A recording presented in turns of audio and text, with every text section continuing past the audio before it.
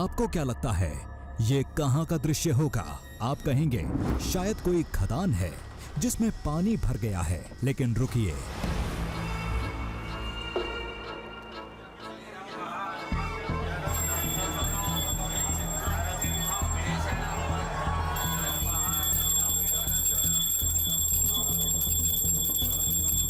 ये कोई खदान नहीं, कोई आम गुफा नहीं। लोगों की माने तो ये नरसिंह देवता का अंतिम पथ था, जिस पर चलकर वो महाप्रयाण की तरफ बढ़े थे।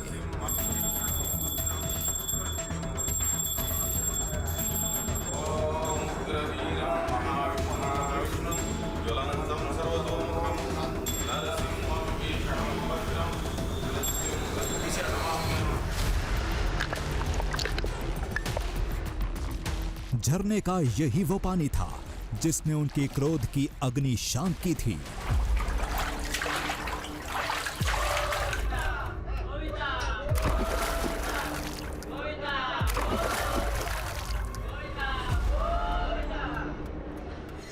पानी से भरी इस कंदरा का ये वो आखिरी मोड़ था जहां विष्णु भगवान के नरसिंह अवतार का अंतिम अध्याय लिखा गया था।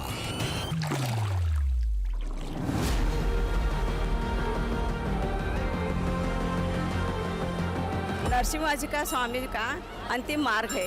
शालिग्राम रूप में नरसिंह भगवान शांत हुए और उसका अपना जो उग्र रूप है वो जल स्वरूप में शांत किए बोल के एक ऐसी दंत कथाएं हमारे को मिलती है। सबने कहा, हमने सुन लिया, सभी ने मान लिया, लेकिन हम कैसे मान लेते? हमने सवाल उठाए तो लोगों ने सबूतों की झड़ी लगा दी।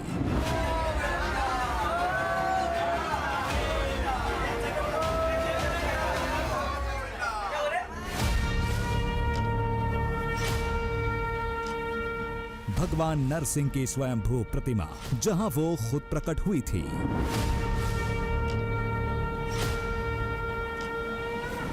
कंदरा में दिखने वाला एक खास तरह का जीव जो कहीं और नहीं देखा जाता।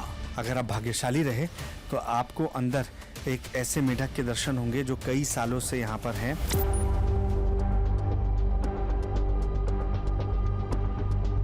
स्वयंभू प्रतिमा के चरणों से निकलने वाला जल जो आगे जाकर झील में तब्दील हो जाता है। पानी लगातार निकलता है, लेकिन गुफा कभी नहीं डूबती। 1 इंच कम नहीं होता है, लेकिन ज्यादा नहीं होता। 12 महीने इतना ही पानी रहता है। 24 आवर्स फ्लोइंग वाटर है। ऐसे इसे के नीचे से पानी आता है, ऐसे ही जाता है, 7 टर्निंग से होते हुए बाहर गैमुख में जाता है। पहले झरे के दर्शन होते हैं, झरे के दर्शन होने के बाद में नरसिंह स्वामी के दर्शन होते हैं।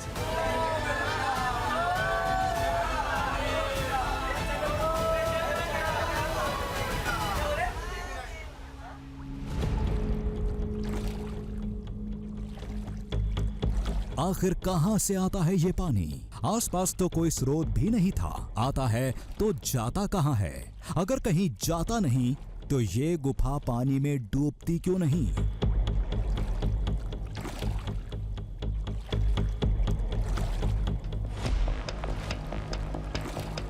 गुफा और पानी का ये संतुलन कौन बनाता है? और सबसे अहम सवाल, आखिर वो कौन सा साक्ष्य है जो इस कंदरा को नरसिंह देवता का आखिरी पथ बताता है?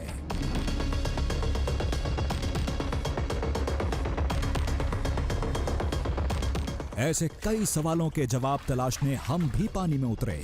धीरे धीरे अंतिम मोड़ की तरफ बढ़ते जा रहे थे, तभी पानी में कुछ गिरा।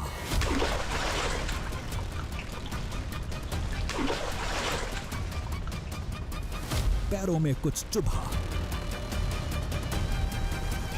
पैर में कुछ है, कुछ है क्या? फिर जो दिखा उसने हमें मौन कर दिया।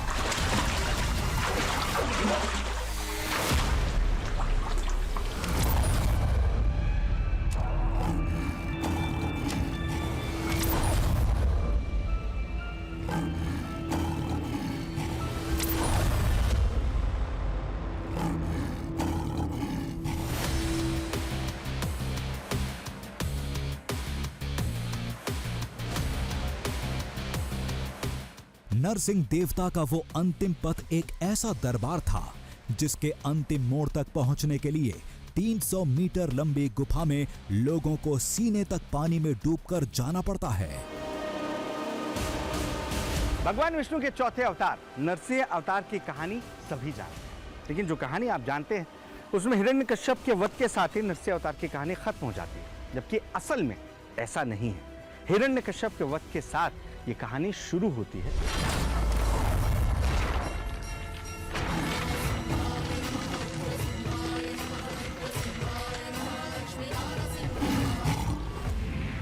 हमें कर्नाटक के बीदर शहर में झरनी नरसिम्हा मंदिर जाना था, लेकिन बीदर की कहानी को समझने के लिए थोड़ा पीछे जाना होगा।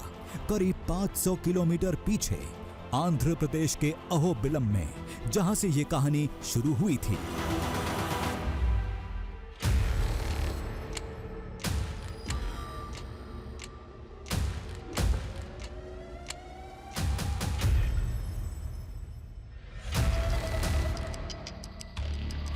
अहोबिलम दावे के मुताबिक वो जगह जहां आज भी उस स्तंभ का अवशेष है जिसे तोड़कर भगवान नरसिंह धरती पर अवतरित हुए थे।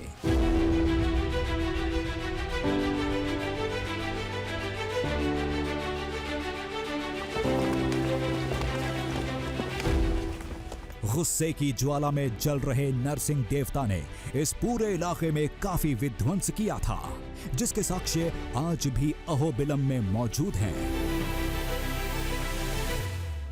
मुझे बिल्कुल यकीन नहीं हो रहा है, आखिर हम उस स्थान पर पहुंच चुके हैं जिसे लेकर लोगों का कहना है कि ये 34 लाख साल से यहां पर विद्यमान है, जिसे लेकर लोगों की आस्था बसती है और लोगों का मानना है कि ये वही शिला है जिससे विष्णु जी के नरसिम्हा अवतार ने धरती में कदम रखा था।